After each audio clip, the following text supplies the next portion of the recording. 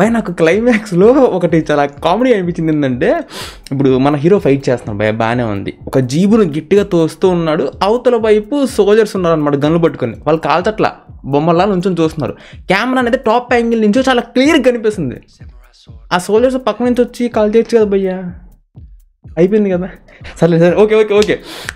Devil movie plot విషయానికి వచ్చేస్తే కళ్యాణ్ రామ్ గారు in and as devil British secret agent. So ఆయన్ని ఒక కేసు మరి మీద పిలుస్తారనమాట. ఆ మర్డర్స్ ఎవరు చేశారు అనేది కనిపెట్టమని చెప్పేసి.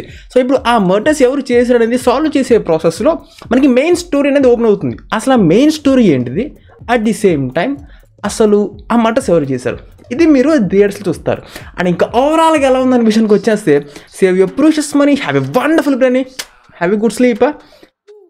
స్టోరీ నిజంగా చాలా సాలిడ్గా, చాలా మంచి స్కోప్ అయితే ఉంది. చాలా మంచిగా మనకి వేరే లెవెల్లో ప్రజెంట్ చేయడానికి.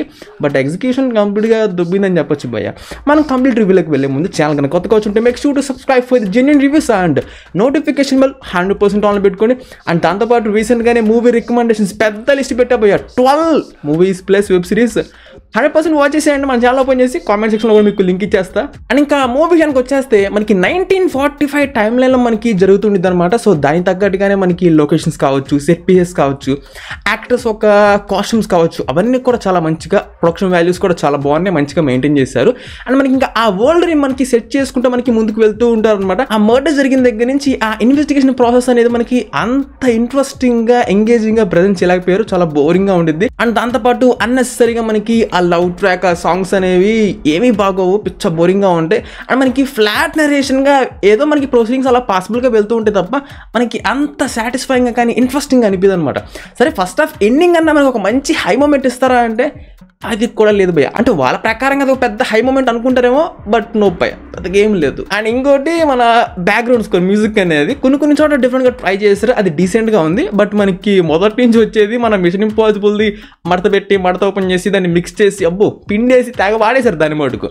సో ఫస్ట్ హాఫ్ ఏం లేదు భయ్య. And coming to the second half, first హాఫ్తో కంపేర్ చేసుకుంటే ఇది కొద్ది గొప్ప ఓకేష్ అని చెప్పొచ్చు భయ్య. మొదటి నుంచి మనకి పెద్దగా ఏమనిపించదు, కానీ ఎప్పుడైతే మనకి మెయిన్ ట్విస్ట్ది ఓపెన్ చేస్తారో అక్కడి నుంచి ప్రొసీడింగ్స్ మీకు చాలా ఇంట్రెస్టింగ్గా ఉంటాయి. కొన్ని మీకు ప్రిడిక్టబుల్గా ఉన్నా కానీ కొన్ని బాగుంటాయి అనమాట.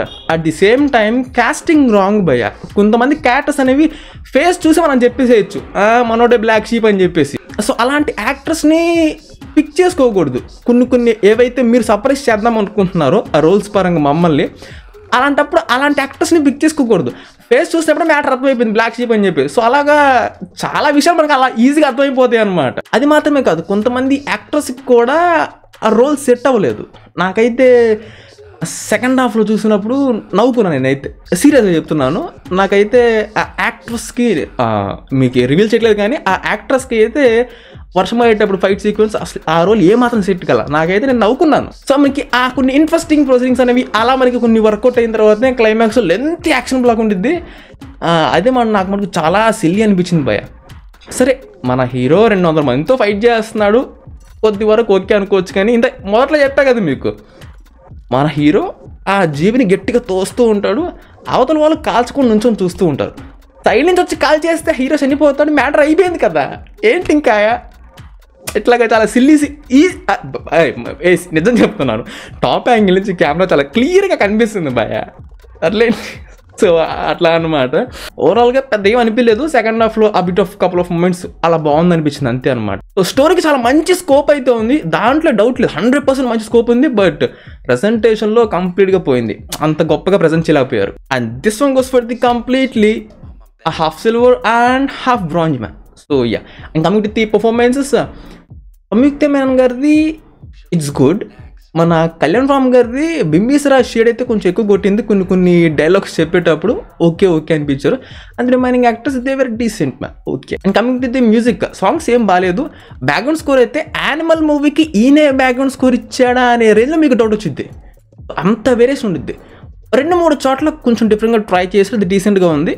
బట్ ఓవరాల్గా అయితే పెద్దగా ఏం అనిపించలేదు భయ్య. అండ్ లొకేషన్ సెట్ పీసెస్ అవన్నీ క్వాలిటీగా, ప్రొడక్షన్ క్వాలిటీ బాగానే ఉంది. బట్ ది విఎఫ్ఎక్స్ అనేది ఓకే, వీళ్ళు అనుకున్న బడ్జెట్ ప్రకారం it's okay. So that's review on devil movie. And yup, that's it man. Subscribe if I enjoy it, and I'll catch you on the next one.